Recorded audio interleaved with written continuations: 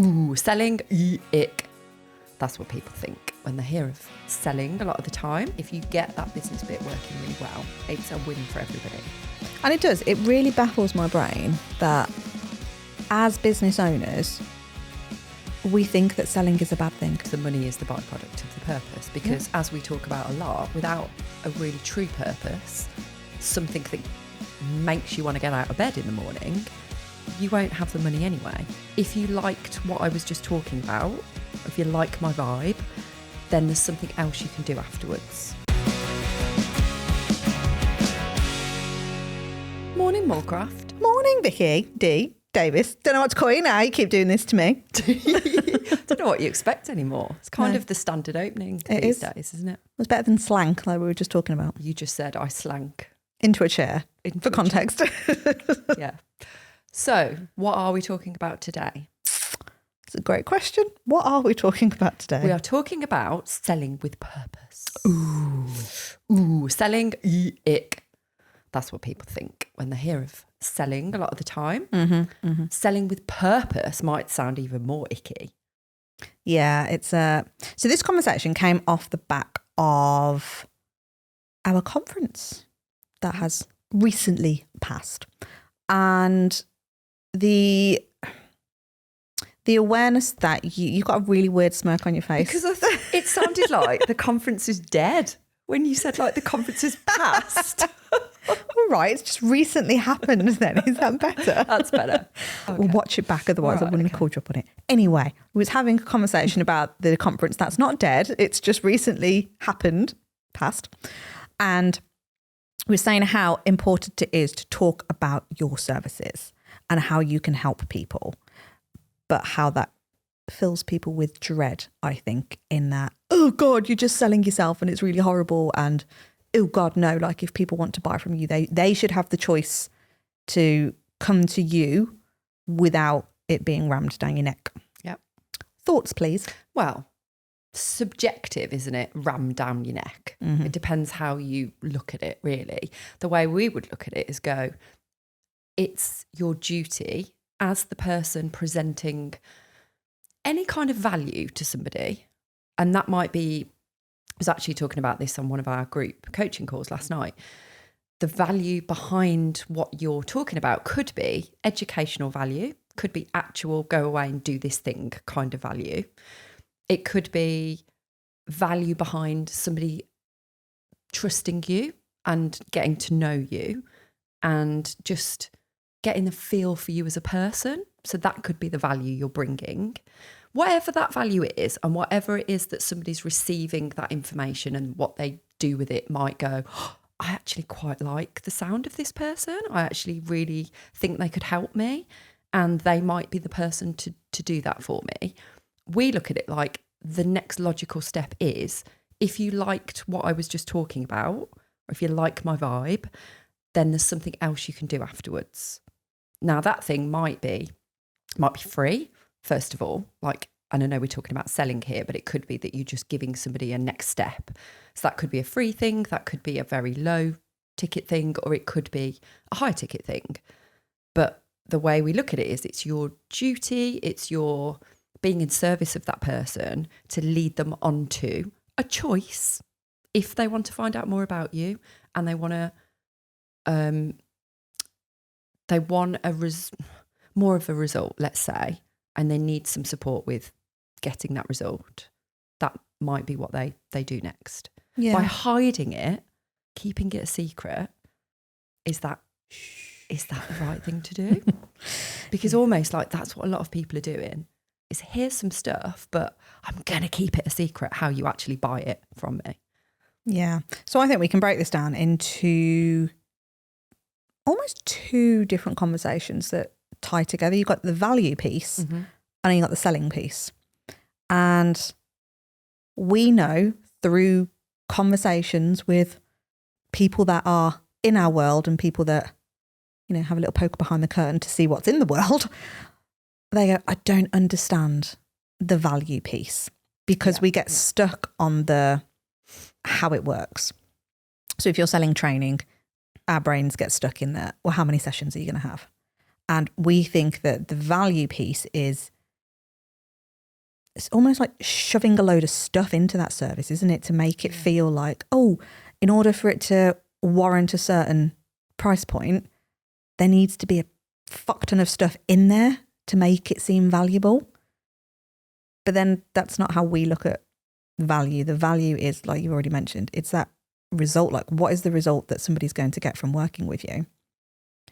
And again, if you're looking at that from a trainer, behaviorist hat, this is where we struggle, because then we go, I can't guarantee you that result. So therefore, I need to stick a load of resources in and go like, oh, maybe you've got access to a video library or a WhatsApp chat or a load of PDFs, or just have all my time. Let me just stick a load of sessions in. Can't think of anything else that people like shove in their services. It tends to be those kind of resources, doesn't it? PDFs, videos, stuff that people can go and do on their own, maybe. Yeah. And actually, we can overwhelm people by giving them too much anyway. That's kind of a subject for another episode, probably. But you can pack far too much in, which means that people just go like, I'm not going to do any of it then, because I don't know where to start.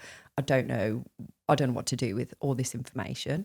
So you can just have the opposite effect from doing that. But it's taking, I don't know, I think there's so many little branches off of this conversation that we could go on. But if we're sticking with that selling bit, then it's looking at how,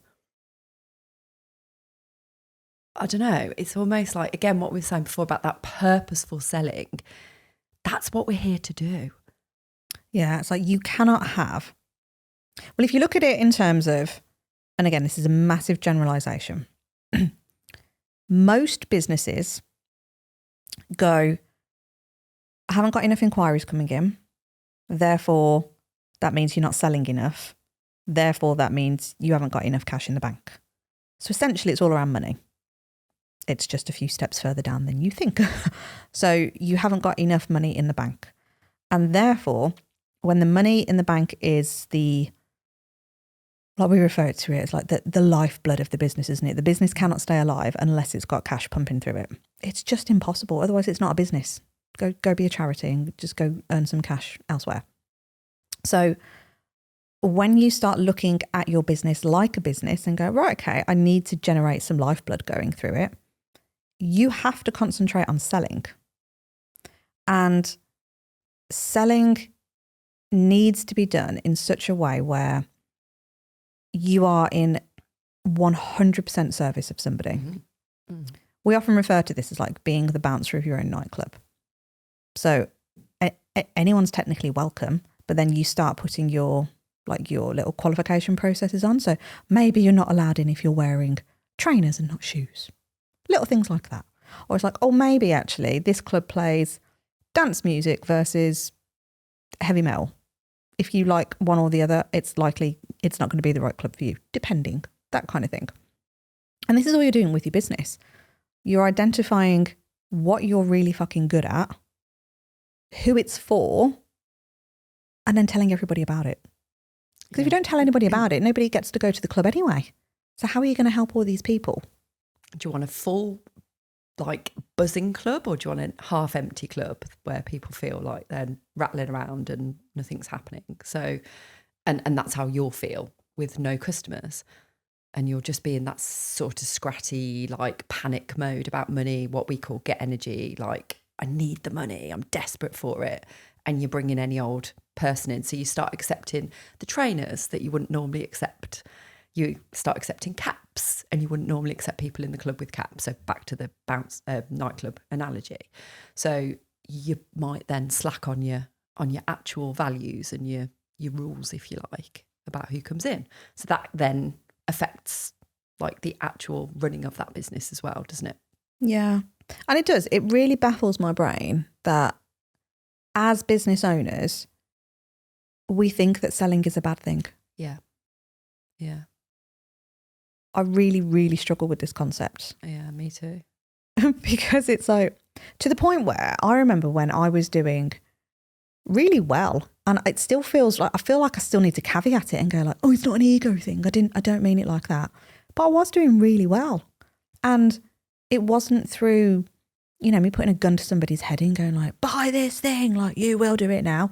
It's like, I'm merely offering you a choice. You can say no. You could make up an excuse and just say, oh no, sorry, I need to go speak to the partner. Like, crack on. If you're in, you're in. If you're out, you're out. Awesome. But you're almost made to feel bad for doing well. Yeah. And I think this is where, in my opinion anyway, like that's a whole fucked up situation in itself. Because like, why? Why is it bad to be doing well? And I think this goes down that tangent of, it's almost like become a pairing, hasn't it? That's like, if you're doing well, you surely can't care about people and dogs enough. Mm-hmm. And for me, I just feel like calling bullshit. Because why? Why can't you make money and still be the most caring person ever? Well, exactly what we always say. It's a win for them. It's a win for us. It's a win for the universe. Like if you get that business bit working really well, it's a win for everybody. And it does not, this, the last thing it does is take it away from the person and the dog. You are giving the person and the dog what they need. You're getting them the result. You are getting the result for you. Running a business that works for your life, that works for your goals. Like it's a win-win.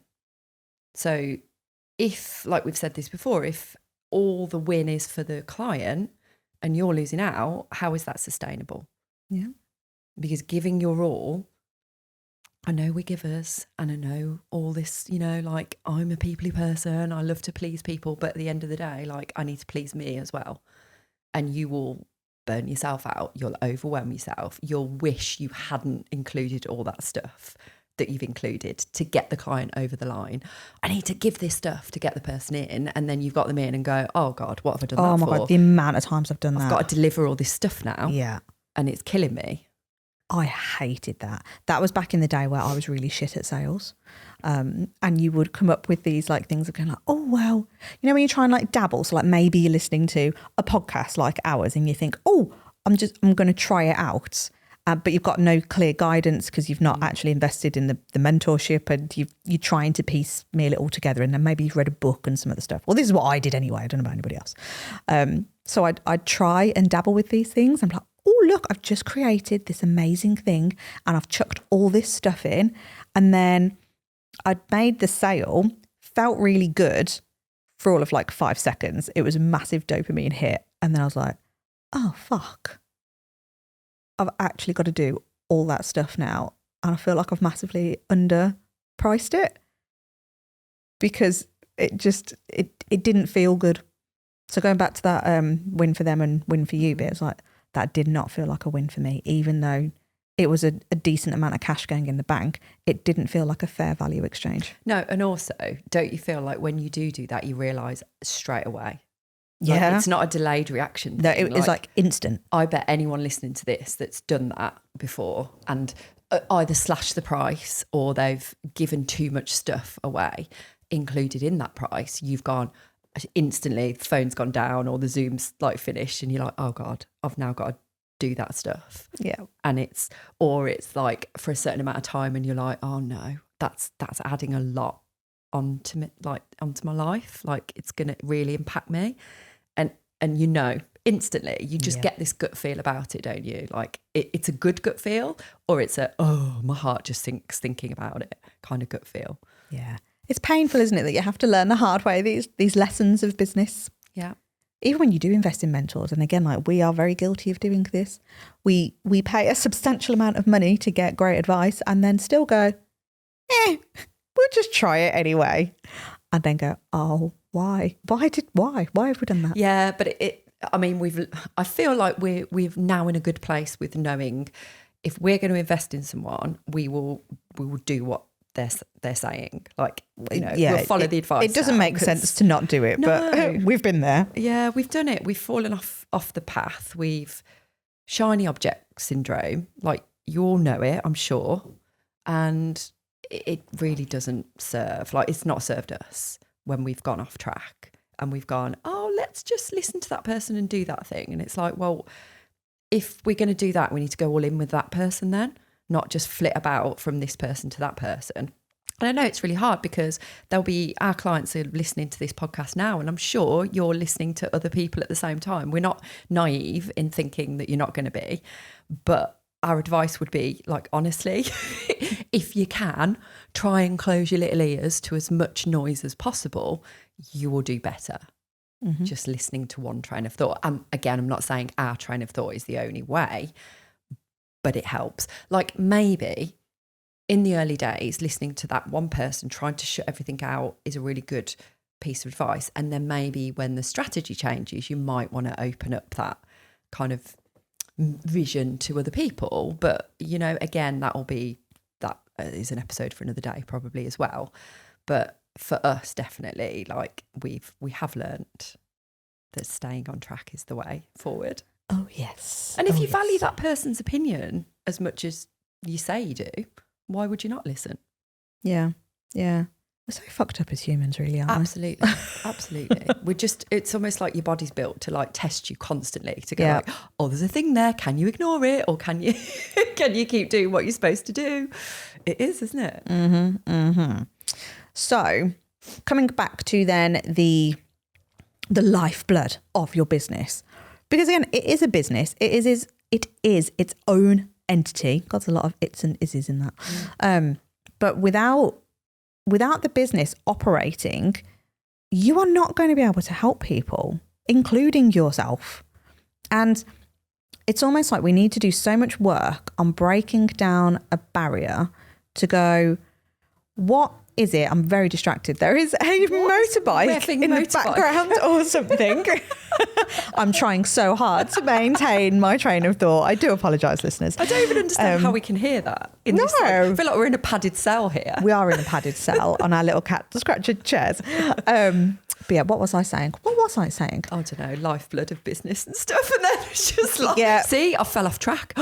See how difficult it is to do, though. Great example. Bit of noise, quite literally, as well. And off you go.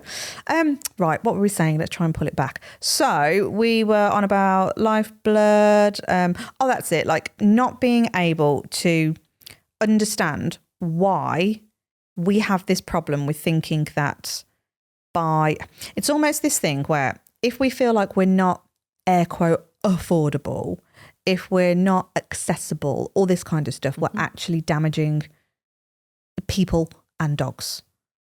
So therefore, the thought of selling linked in with that just feels really icky and out of alignment. Whereas our challenge back to you is, if you really care about the people and the dogs, and actually like yourself, like I know for a fact I would put money on it, that deep down, well, your surface level answers are likely going to be, I care about the people and I care about the dogs. But if we keep digging, I promise you there is that selfish act there, which is not selfish, by the way, to go, I actually just want to earn some cash and I want to feel safe and I want to actually have a bit of excess cash doing the thing that I love. I just don't think that that's a bad thing. No, but it takes a lot to get that out of somebody. Yeah. There'll be people listening to this who go, yeah, that is me. And you're quite open about it. But I think the majority will be sat there going, no, you're wrong. Like, it's actually all about the dogs and stuff. And it's like, it can't be. No. It can't be, because you have to earn a living. You do what you do. Like, if you all just cared about the dogs, you'd all be voluntary charity workers and earn no money. This is definitely going off on a tangent. But somebody said something to me the other day about, I can't remember what I said. I think I apologised for something. Or, you know how we do this thing where we go like, oh, I know this sounds a little bit egotistical, but we're actually doing quite well. I think I said something like that. And this person literally shot me down and was just like, don't you ever apologise. That is such a female thing to do. I was like, what do you mean? Was this a man you were talking to then? No, another female. Oh, okay. And they were like, why do we do this as women? And again, I don't know if this is actually a thing, but this was this person's opinion. It was like, as women, we always seem to apologise for doing well, or it's icky to talk about money, but men seemingly don't have this issue. I haven't got enough factual data to say whether or not this is right or wrong. My gut feel is actually She's probably right, but I don't know.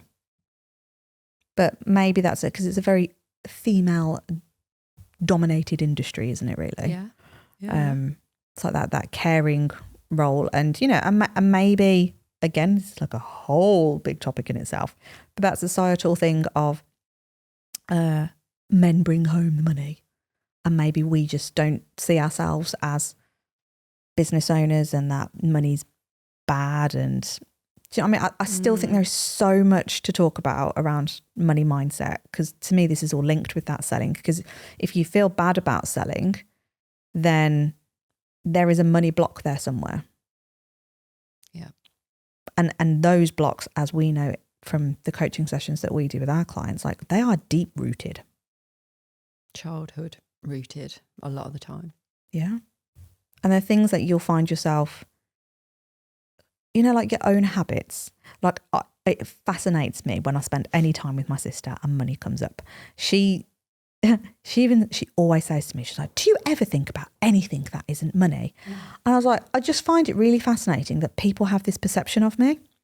And I was like, the only difference is I'm happy to talk about it. It's not my life. I don't go around all day, every day, like going, oh, what can I sell? Do you know what I mean? It's not an all-consuming thing, but I'm okay talking about money, including the debt that I'm in. And my sister's like, oh God, like, you're so money driven and rah, rah, rah. And I was like, no, I'm goal driven. I'm purpose driven. And actually I attach the two things together, because if we hit certain financial targets, that means we've helped so many more people, because that would have mean we've sold more programs. Yeah. And the more stuff we sell, we can reinvest. And it's that byproduct. The money is the byproduct of the purpose, because as we talk about a lot, without a really true purpose, something that makes you want to get out of bed in the morning, you won't have the money anyway. So you can have the most brilliant idea is going to bring you money. And in fact, I was talking to a new client the other day about different ideas about money, and I stripped it back and was like, yeah, great. These are all great ideas, but are they really what's driving you? Are they really the purpose behind what you do? Well, no, not really, but it sounds like a great idea to make some money. And I was like, I've got to stop you there, because that is not going to be sustainable. That is not going to, it sounds great at the moment, but how long is that going to be a driver for? Because money alone is not the driver for, I don't care who you are. No. I don't think anyone in this world could just be driven by money and money alone. No, I couldn't do it. Like, I think we've had this conversation before, possibly on the podcast, but who the fuck knows anymore? If you was to win the lottery and like £1 million just dropped into my lap now, I'd be like, oh, I can clear my debt. I'm happy. I'm good. Would that mean that K9 Business Academy and this podcast suddenly stops them because the money's sorted? Categorically no. Don't leave me in the lurch. But categorically no. I would be so bored. But B, like, it's bigger than the money. It's not about the money at all. Like you say, the money is the byproduct. Because when you know you're showing up for good, you're showing up for other people, there is people benefiting from the thing that you offer. And this is how to look at your dog business. And again, some of you may not be able to resonate with this at all, and you genuinely might just be thinking, do you know what, I've got a service, I'm kind of good at it, it brings in the cash. I'm like, crack on. Like, that's brilliant that you found that thing that you're happy to keep doing. I'd question mark the happy bit, but comfortable doing. Call it that instead. And then you've got this other side of it, like we've talked about it before, like this entrepreneurial spark. Yeah. And actually the conversations we were having at the conference with some of the delegates at the conference were like, I'm okay. Like, I'm doing all right. I'm earning okay money, but there's something else. And it's that something else bit that we're like, yeah, that's the bit. It's like a little itch, little entrepreneurial itch that you need to scratch and you can't let it go. And that's where, like, a lot of the clients we work with are not in desperation stations. They're okay, like I was. I was okay. I was making that money every month, just enough really to get by and have a little bit of extra cash. But I worked fucking hard for it. And when it comes down to it, there's kind of two ways of looking at it, isn't it? Because like that I'm fine, like I'm making enough. So if you just looked at the money bit, you'd go, I'm making enough each month. Great. What are you doing to make that money each month? And then it's like, oh my God, I'm working from 7 a.m. to like 9 p.m. at night and I don't get weekends off and I don't get to see my friends and family. There you go. So is that ideal? Yeah. But if you're happy with that, again. If you are, crack on. But I'm hearing from what you're saying that you would like to change that. Am I right? Well, yes, I would like more time. I would like more money. I would like to go on holiday. I'd like to spend more time with my dogs. There you go then. So something does need to change. Yeah. Carry on as you are. You probably could sustain it. But is that enough? And it's that, is it enough? Do you want more? That's the bit that we're kind of honing in on and going like, yeah, if you're that kind of person, you won't be able to let it go. And you'll probably feel like I did, frustrated, not day to day, because again, I lived with it for so long, but something in me is going like, it's not good enough for people. It's not good enough for the clients and it's not good enough for me. There's more there. And that episode that we did, which kind of went viral on TikTok about me saying, dog walking, do you remember that? And it was a out of context clip that kind of went, how many? 125,000 views on it or something. I feel like it was loads more than that. Of comments. It might have been more. It might have been like 170,000 views or something like that. And the comments were like, "Oh, you feel like you're too good for dog walking, and like there's nothing wrong with it." And I'm like, absolutely, there's nothing wrong with it. And I did it for 7 years, and it was good for me. Like I earned like enough money from it, but it wasn't enough for me. And that's what I'm talking about with this thing of going like, you do what you do. You don't feel like you're belittling yourself, but you also feel like there's more to give. And there's more that I'm made to do more. And if that is how you feel, then that will be something that won't go away. And you'll feel frustrated and you'll feel like you need to keep changing things and you need to keep trying to make things better. But maybe you've tried all those things and you just can't find the thing. And this is where like it's, where do I go from here? Yeah. I love how we describe this now as like that entrepreneurial itch. Because you know what, until fairly recently, I didn't realise that's what it was for me. And I think we did an episode on this recently anyway, but I just had no idea. It's like verbalised, like this is why I love these podcasts, because I've had like quite a few epiphany moments while we've been like having therapy for us as well. It is actually like, and now sat in these like cat scratcher boucle chairs, it's even more like that, isn't it? But it is like that, because unless you talk it out and have the conversations around it, like I would never have come to that conclusion before. I'm just like, I don't know what it is. I just feel, I need to keep doing something and changing something. But for what purpose? What is it? That's what it is. That thing inside me, that little fire that won't go out. Do you know what I found quite interesting? And going into like these therapy sessions between you and I on these episodes, you coming like to that realization that, oh, you do have that entrepreneurial spark, that itch needed scratching, and your like that money awareness is like heightened so much. And then, but thinking that like you never, what's the word? I was going to say like identified as that. Probably it's a fair enough way to do it. Can't think of another word.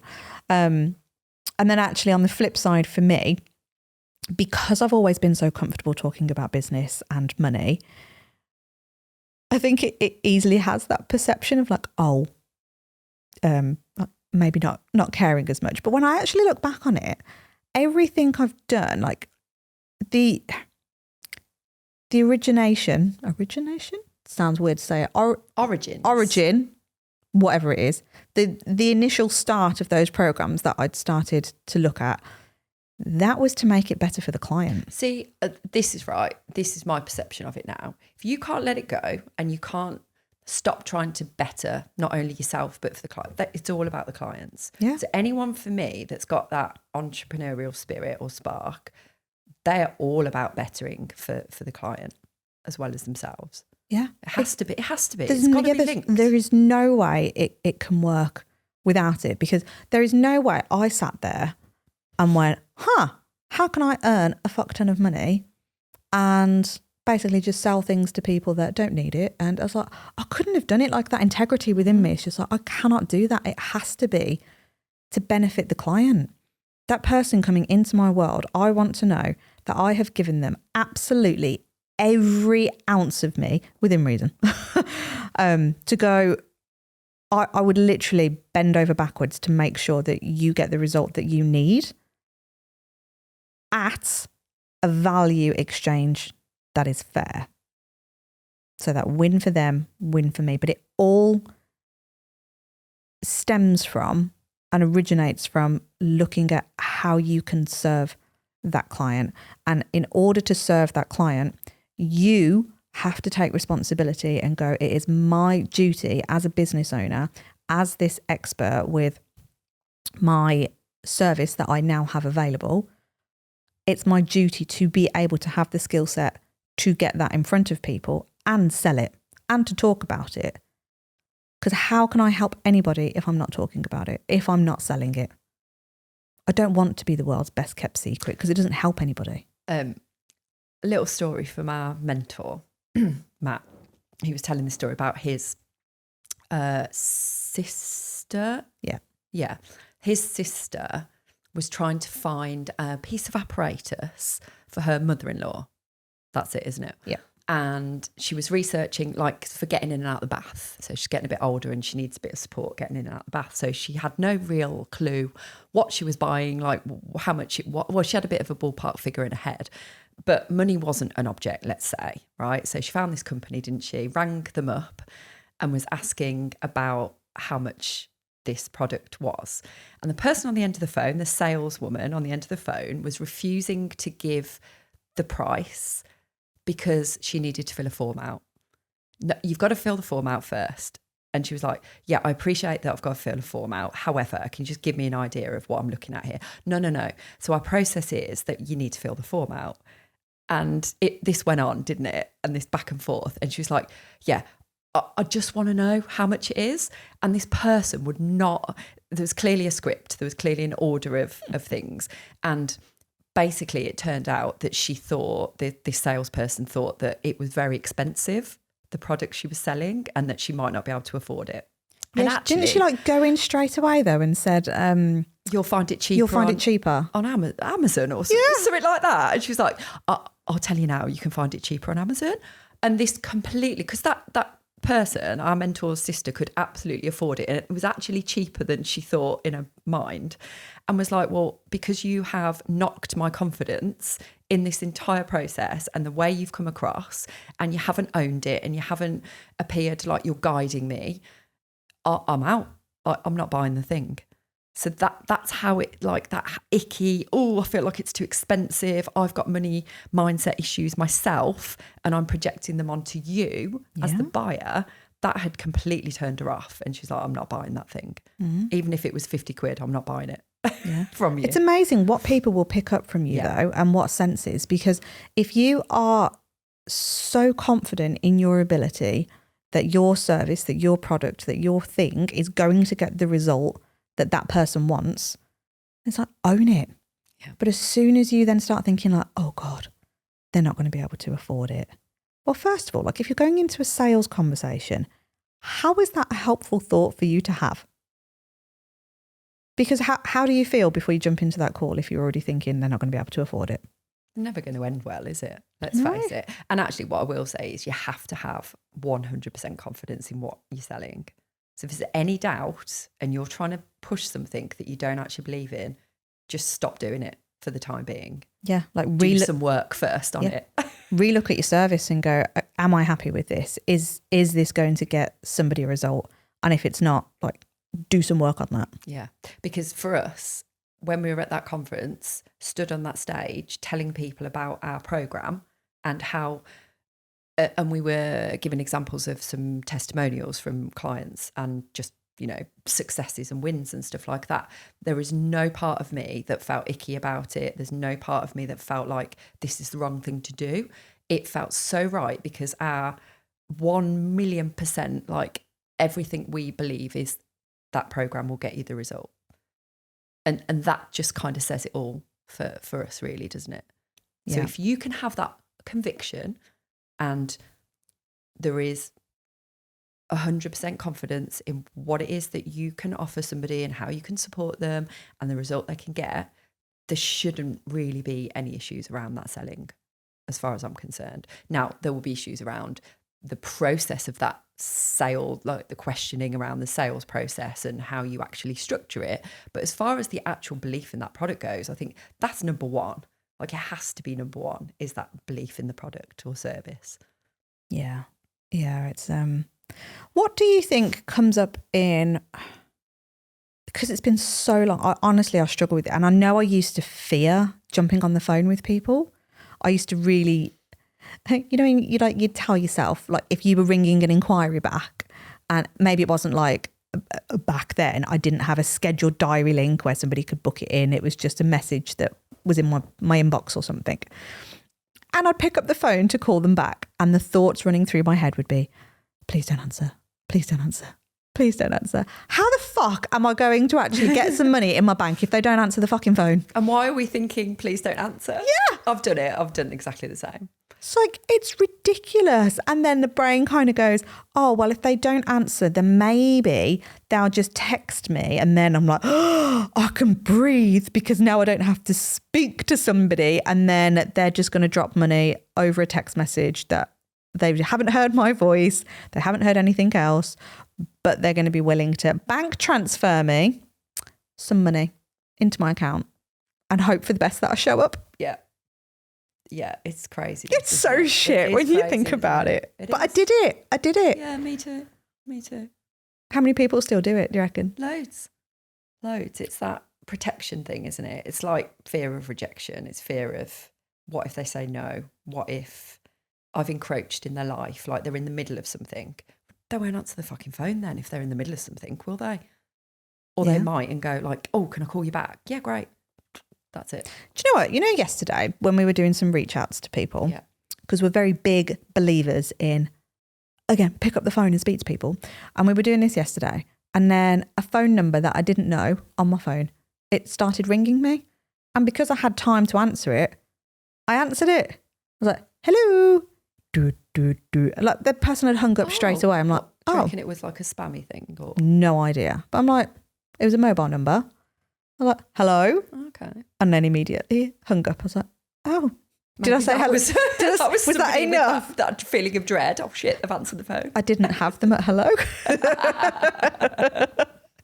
Yeah, it is, isn't it? Oh, it's really interesting. But yeah, it's like, how the hell are we going to get that message out? If we feel that passionately about what we do, and, I'm not being funny, but all of you are passionate about what you do, or wanting to become something, in the dog world, then why are we hiding behind it all? Because you're not helping by hiding. You're not helping by, oh God, this is the really hard bit. I've got to actually give you the price now. I've actually got to do the transactional bit and take the money. Oh my God, I can't take the money on the call. Can't take the money on the Zoom. Why? If the person wants it, lock them in. Just... What? Why? Like, do you go into Tesco's and they go like, okay, so I'm going to like, do you think they hide their prices? Do you think that they're like being really, I don't know, like subliminal with their messaging? No. Do you know what I thought you was going to say? Can you imagine going to Tesco's and then you've beeped all your stuff through and then you've packed it in a bag and then the cashier goes, I'll pop the invoice on an email. But they've taken the stuff. Pay for it later. Look, you've taken it in a bag. Fuck off. Yeah. But it's that, isn't it? Yeah. Do you think they're hiding from taking? Do you think the cashier's going like, I'm really sorry to ask you now. I've beeped all your stuff through. I've got to ask you for the card. They're like, yeah, £41.36, please. And they're just like, no qualms. Yeah. That's qualms. I feel like that's a very don't ask me to spell it. Underrated word. I like it. Has that got an L in it? Qualms. We were talking about weird words in English, which most of them are, with silent letters and stuff like that. Has qualms got a silent L? I'm going to say yes. Okay. Ryan's nodding. Is it? Noddy he's Dog nodding. Ryan. Okay, nodding dog Ryan. Qualms. Right, I feel like there's so much there is more. so much to the point. I'm going to break it down into further episodes. Yes, let's do that. Awesome. Selling is one of our favourite things to talk about. Going to be a sales series. That's the word. My hand action was there. I couldn't get the word out. What's the American word they use for season? Seasons. Yeah. Selling season. A selling season.